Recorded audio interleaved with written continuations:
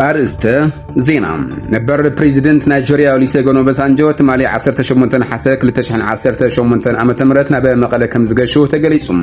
እቲ ምብጻሕ ኣቀዲሙ ብስሩዕ ዝተተለመ ፕሮግራም ዘይኮነስ ሃንደበታዊ ምብጻሕ ከመ ዝነበረ መግለጺ ቢሮ ጉዳያት ኮሙኒኬሽን ትግራይ ይሕብር ድሮን መጥቃዕቲ ኣብ ኣጽቢ ከም ዝተፈጸመ ተገሊጹ ኣብ ራያ ዓዘቦን እንዳባጉናን እውን 18 حساك ለ2018 ተመሳሰልቲ ደብዳባት ድሮን ከም ዝተፈጸሙ ይግለጽ مرحي فانو اسكندر نقا مس دچو بلا امحاره كاب زغبرو فريق على محتت صمدو صره امحاره اي يلوم ازي كمزيلون كلوغنا ايته امانيلا سفا اندارغاچو صگه اب لعل حوحات زقربو كسي بفلاي حوحات الفانو امالد كمزلا اختن نمري تግራይ زلو حتو كيتلعل مس ايرترا قال كمزا اتوتن زبل كسي بتري نصيغموم اب 19 حساك ለ2018 ዓመተ ምህረት اب مونغو ايرانن امريكان وطري እና قصل يتباهلم امريكا بمعقب ايكونومياوي سقط እናወስخت ክትخيد እንከላ ኢራን ድማ አጸፋው መልስ ክትህብ ከመ እትኽእል አጠንቂቃ አሜሪካ ንሶሪያ ካብ ዝርዝር ደገፍቲ ግብረ ራዕዲ ዝተባሃሉ መንግስታት ብወግዒ ሰሪዛ እቲ ውሳነ ኣብ 18 حساك ለ2018 ዓመተ ምህረት ተግባራዊ ኮይኑ ሶሪያ ካብ 1971 ጀሚራ ን47 ዓመታት ኣብቲ ዝርዝር ተኻቲታ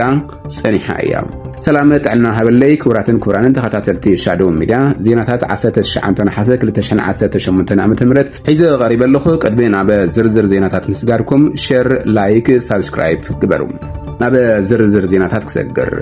نبر بريزيدنت نيجيريا وليسيغون اوباسانجو تمالي 18 حساك ለ2018 ዓመተ ምህረት ናብ መቀለ ከም ዝገሹ ተገሊጹ እቲ መገሻ ብዶክተር ደብረጽዮን ገብረሚካኤል ዝምራሕ ህወሓትን ፌደራል መንግስቲ ኢትዮጵያን ዝካየድ ናይ ሰላም መስርሕ ዳግማይ ንምንቅስቃስ ዝዓለመ እዩ ተባሂሉ ኣብቲ ዝተገበረ ዘተ ብዶክተር ደብረጽዮን ገብረሚካኤል ዝምራሕ ህወሓት ንሓድሽ ድርድር ከኣቱ ቅድሚ ምጅማሩ ክምለሱ ዘለዎም ዝበሎም ቀንዲ ጉዳያት ኣቕሪቡ እዩ ዝብል ሓበሬታ እውን ወፂሎም ካብቶም ተጠቀሱ ጉዳያት ናይ ኢኮኖሚ እገደታት ብቅልጡፍ ክልዓሉ ወታደራዊ ጸቅጥን ክባን ከቋረጽ ናይ ሕገ መንግስቲ ወሰናት ክኽበሩ ተመዛበልቲ ናብ መረበቶም ክምለሱ ህወሓት ከም ሕጋዊ ፖለቲካዊ ፓርቲ ኮይኑ ክቅጽል ይካተቱ ኦባሳንጆ እዞም ጉዳያት ሒዞም ምስ ፌደራል ሰበስልጣናት ክዘራረቡ ከም ዝኾነን ድሕሪ ክልተ ሶምን ናብ መቀለ ክምለሱ ቃል ከም ዝኣተውን እውን ተሓቢሮም ብዶክተር ደብረጽዮን ገብረሚካኤል ዝምራሕ ጉጅለ ህወሓት ኣብ ዝሓለፉ 4 ዓመታት ተደጋጋሚ ውጽኢት ዘይሃቡ ዘተታት ክድገሙ ከም ዘይደሊ ገሊጹ ኣብ ዝመጽእ ድርድር ድማ ዓለም ለኻዊ ድጋፍ ግልጺ ግዜ ገደብን ተግባራዊ መስርሕን ክህሉ ይደሊ ከም ዘሎ ተሓቢሩ ብተወሳኺ ቅድሚ ምጅማር ዝኾነ ሓድሽ ድርድር ብወገን ፌደራል ትንኮሳታት እገዳታት ጸቅጥታትን ክቋረጹ ከም ዘለዎም ኣረድዩ እዚ ሓድሽ ምንቅስቃስ ኣብ መንጎ ብዶክተር ደብረጽዮን ገብረሚካኤል ዝምራሕ ህወሓትን ፌደራል መንግስትን ጸናሐ ወጥረን ምቕናስ ዕድል ክፈጥር ይኽእል ዝብል ተስፋ እንተሃለወ እቲ ዋና ፈተና ኮይኑ ዘሎ ግና ካብ ቃላት ናብ ተግባር ምስጋር ኣብ ተመዛበልቲ ወሰናት ግዛኣት ድሕንነትን ፖለቲካዊ ውድድርን ዝርከቡ መሰረታዊ ጉዳያት ናብ ተግባር ዘይመእተዎም እዩ በዶክተር ደብረጽዮን ዝምራሕ ህወሓት ንፌደራል መንግስቲ ወታደራዊ ትንኩያታት ይገብር ኢሉ እንተኸሰሰ ጉጅለኦም ግና ንመስርሕ ውዕሊ ፕሪቶሪያ ብዝተሓሰ ኣገባብ ኣብ 2016 ዓመተ ምህረት ጀሚሩ ወታደራዊ ምድላዋትን ምርኢታትን ይገብር ከም ዝነበረ ይኽሰስ ኣብ ወረዳ ኣጽቢ ፈለገ ወይኒ ቀበሌ መብራህቶም ኣብ ዝበሃል ፍሉይ ቦታ ሎሚ ነሓሰ 19 2018 ዓመተ ምህረት ለይቲ ሰዓት 7 ፈረቓን ድሮን መጥቃዕቲ ከም ዝተፈጸመ ካብቲ ከባቢ ዝመጽ ሓበሬታ ይገልጽ በመሰረት እቲ ሓበሬታ እቲ ድሮን ዝደብደቦ ቦታ ኣብ ሊጋ ዝርከብ ቀደም ንሱር ኮንስትራክሽን ከም ካምፕ ኮይኑ ዘገልግል ዝነበረን ብዝተሰርሐ ቆርቆሮ ህንጻ እዩ ኣብቲ መጥቃዕቲ ንብረት ሱር ኮንስትራክሽን ከቢድ ጉድኣት ከም ዝበጽሐ እውን ተገሊጹ ክሳብ ሕዚ ግና ብዛዕባ ዝኾነ ሰብ ሞት ወይ መቁሰልቲ ዝተረጋገጸ ሓበሬታ የለን ኣብቲ መጥቃዕቲ ኣብቲ ካምፕ ዝነበሩ ከበድቲ ኣጽዋራት ከም ዝዓነው ዝሕብሩ ሓበሬታታት ይወጹ ከም ዘለዉ እውን ተሓቢርሎም ካብ ደብዳብ ድሮን ከይወፃና ኣብ ራያ ዓዘቦን እንዳባጉናን 15 حساك ለ2018 ዓመተ ምህረት ደብዳባት ድሮን ተፈጺሞም ኣብ ወረዳ ራያ ዓዘቦ ጣብያ ገነቴ ቁሸተ ሁጅራ ጋሳራ ከባቢ ዓዲ ሙስጦፋ ኑረ ከም ዝተፈጸመ ተሓቢሩ ኣብቲ ቦታ ብቆጽልን ጸሊም ኬንዳን ተሸፊነን ዝነበራ ታንክታት ካብኣተን ሓንቲ ብደብዳብ ድሮን ከም ዝተቃጸለ ተገሊጹ ኣብ እንዳባጉናን ከባቢ መውጽኢ ዓዲ ገብሩ ኣውራ ጎደና እውን ተመሳሳሊ ተግባር ከም ዝተፈጸመ ተሓቢሩ ኣብዚ ቦታዚ አጽዋር ጽዓነት ወታደራዊ መኪና ኦራል ከምኡውን ሓንቲ ታንኪ ከቢድ ጉዳት ከም ዝበጽሐን እቲ ሓበሬታ ይገልጽ። በተመሳሳሊ ዜና ነበርቲ ራያ ዓዘቦ ካብ መንደሮም ወታደራዊ ሓይሊ ክወጽእ ጠለብ አቅሪቦም ተባሂሉ። እቲ ሓበሬታ ከም ዝገልጾ ከበድቲ ብረታትን ታንክታትን ዝሓዘ ወታደራዊ ሓይሊ ኣብ መንበሪ ገዛውቲ ድፋዕ ሒዙ ከም ዘሎ ተገሊጹ።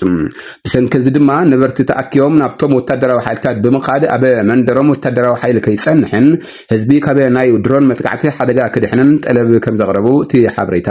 ይገልጽ። እቶም ወታደራዊ ሓይልታት ግና ካብ መንደር ክወጹን ዝቐረበሎም ጠለብ ኣይተቐበልዎን ተባሂሉ።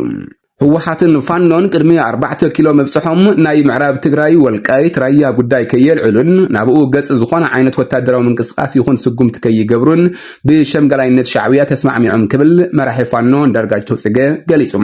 ብዶክተር ደብረጽዮን ገብረሚካኤል ዝምራሕ ጉጅለ ህወሓት ብኣይተ ጌታቸው ረዳ ዝምራሕ ዝነበረ ግዝያዊ ምምሕዳር ኣብ ህዝቢ ተኣማንነት ከይህልዎን ካብ ህዝቢ ንምንጻልን ጌታቸው ረዳ ምዕራብ ትግራይ ሸይጥዎ እዩ ላበለ ጠቐነታት ይነዝሕ ከም ዝነበረ ዝዝከር እዩ። እቲ ጉጅለ ስልጣን ኣብ ኢዱ ምስ ኣእተወ ግና ግዛኣት ትግራይ መርወይ ጽምእ ስልጣኑ ይጥቀመሉ ከም ዘሎን ከም ገለጻ መራሒ ፋኖ አንዳርጋቸው ጽጌ ድማ ህወሓት ንስልጣን ክብል ትእዛዝ ሻዕብያ ኣኽቢሩ ኣብ ቅድሚ ፋኖ ብዛዕባ ዝተወረረ መሬት ትግራይ ዝኾነ ይኹን ሕቶ ከም ዘየልዕልን ኣብቲ ጽምዶ ላበሉ ዝገልጽዎ መስርሕ ጥምረት ከም ዝተስማዕምዐን እዩ ዝሕበር። ኣብ ግዜ መሪሕነት ኣይተ ጌታቸው ረዳ ወግሐ ጸብሐ መሬትና ተወሪሩ ተመዛበልትና ከይተመለሱ ወዘተ ላበሉ ዝነቕፉ ዝነበሩ ደገፍቲ ብዶክተር ደብረጽዮን ገብረሚካኤል ዝምራሕ ህወሓት ዛጊድ አጀንዳ ከገብርዎ የተስተዋዓለ። በህወሓት በኩል ከቀረበው አጀንዳ መካከል አንዱ ከፋኖ ጋራ በአንድ ላይ የምንሰራበትን ሁኔታ ፍጠሩልን ነው ያሉት። ያለው ኤርትራ አማላጅ እንዲሆን ጎቢቱን እንዲሆን በህወሓትና በፋኖ መካከል በኤርትራ መንግስት የቀረበውን ቅድመ ሁኔታ እዛ ስብሰባ ላይ አቋለውኛል። ይሄን ለማድረግ እኛ እንሞክራለን እንጥራለን። ግን አንድ በጣም አስቸጋሪ ሁኔታ አለ። የዚህ የራያና የወልቃይት ጉዳይ የምታነሱ ከሆነ እና ይሄንን ቦታ በጉልበት በምናምን እንቆጣጠራለን የምትሉ ከሆነ የአማራ ፋኖ እንዲህ አይነቱ ነገር ፈጽሞ ስለማይቀበል ገና የማገናኘቱ ሙከራ ሳናደርግ መልሱን ልንገራቸው እንችላለን፣ አይቻልም ነው ያሏቸው። በህወሓት በኩል የተሰጠው መልስ ግልጽ ነው።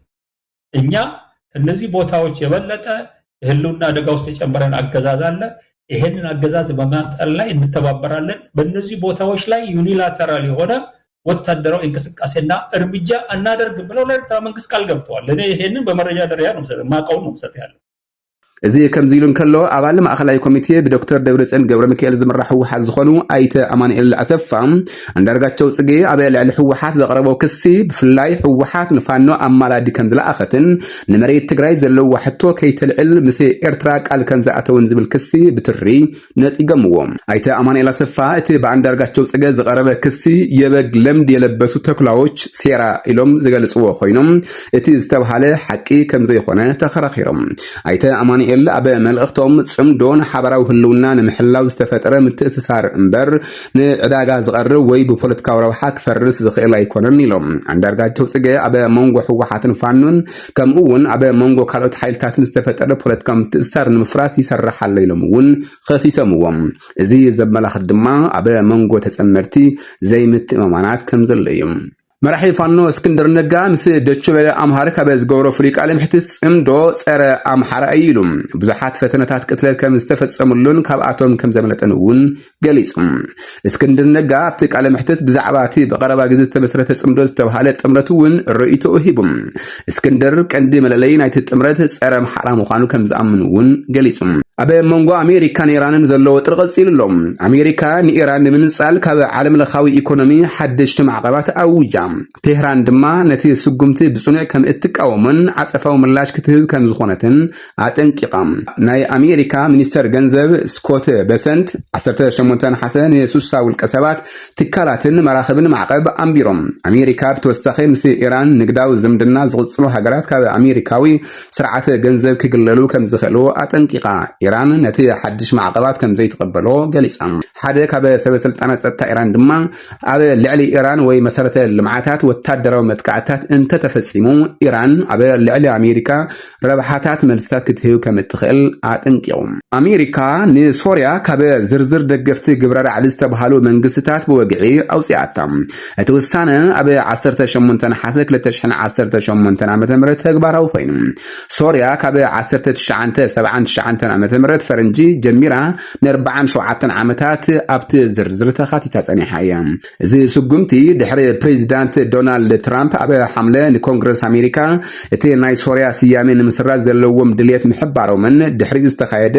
ናይ 45 መዓልቲ ግምገማ ኮንግረስን እዩ ተባሂሉ ካብዚ ዝርዝር ምውፃኣ ሶርያ ኣገደስቲ ኢኮኖሚያዊ ዕድላት ክኸፍተላ እዩ ተባሂሉ እዚ ማለት ግን ኩሎም ኣሜሪካዊ ማዕቀባት ኣብ ሶርያ ተሰሪዞም ማለት ኣይኮነን ዝተወሰኑ ካልኦት እገዳታትን ውልቀ ሰባትን ትካላትን ዝምልከቱ ማዕቀባት ብተናፀል ክቕፅሉ ይኽእሉ እዮም ተባሂሉ ሰላም ጥዕና ሃበለይ ክቡራትን ክቡራንን ተኸታተልቲ ሻዶው ሚድያ ዜናታት 19 ሓሰ 2018 ዓ.ም ነቶም ክትከታተልዎም ጸኒሕኩም ይመስሉ ነይሮም ሻዶው ሚድያ ሸር ላይክ ሳብስክራይብ ምግባር ኣይትዘንግዑም ሰላም